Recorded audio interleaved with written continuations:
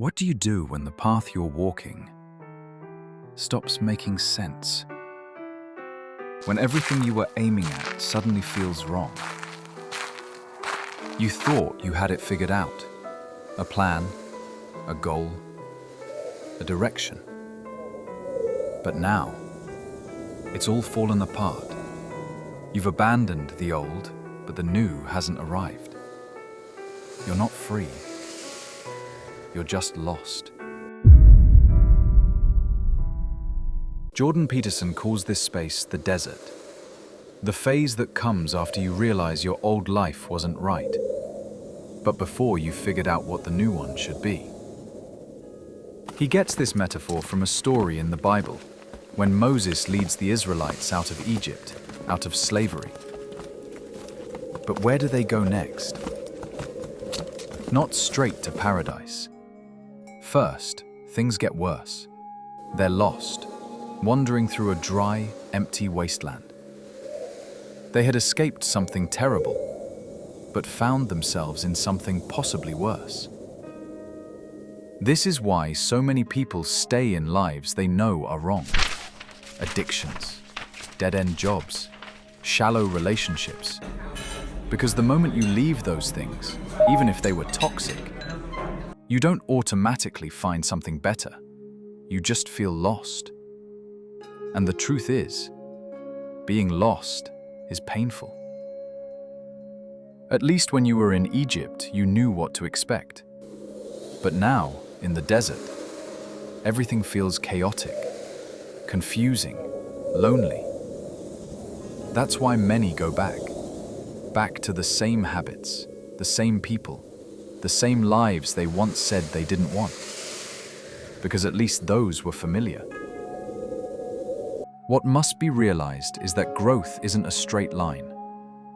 It's a cycle of direction, destruction, and rebuilding. You choose a goal, you build around it. Then, bang! Life hits you in the face with something that shakes your belief. You realize your old goals were wrong, or that your plans to achieve them won't work. That collapse is what puts you in the desert, searching for new goals, new plans, a new direction.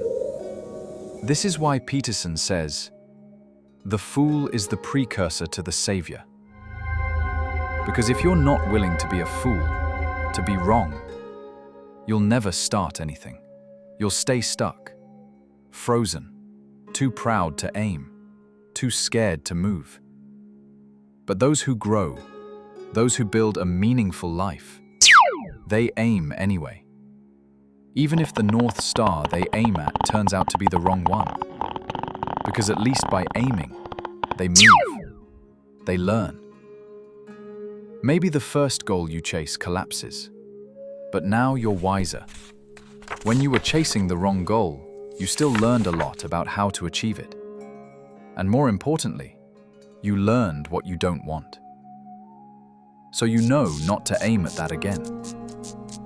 Next time you'll pick a better goal. And over time, your star will be clearer. But every time you realize your goals need to change, it hurts. You have to kill a part of your old self, the version of you that believed the old goal was the answer. That's why it's so hard to change. Because it's not just the path you abandon, it's an identity. But here's the good news. The more times you have to change your goals and go through this cycle, the less painful it becomes. You no longer feel like you have to destroy your whole life every time one piece of the puzzle changes. The errors become smaller and less dramatic as you narrow down what you want. That's the journey. You aim at a star, you move toward it, and then it moves. And that moment feels like failure, but it's not. It's life giving you new information. It's the next stage of growth.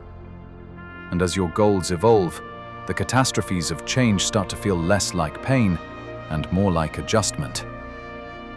So if you're in the desert right now, you're not broken.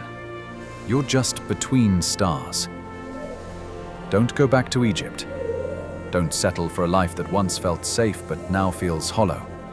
Pick a new star, even if it's not perfect. even if you'll have to change it again one day. Because it's better to walk towards something than to stand in place forever. You won't get it right the first time, or the second, or maybe even the third. But every time you aim, adjust, and keep going, you're becoming wiser, stronger, clearer. And one day you just might find that you've built a life that was worth all the deserts. That's what it means to live a life of worth.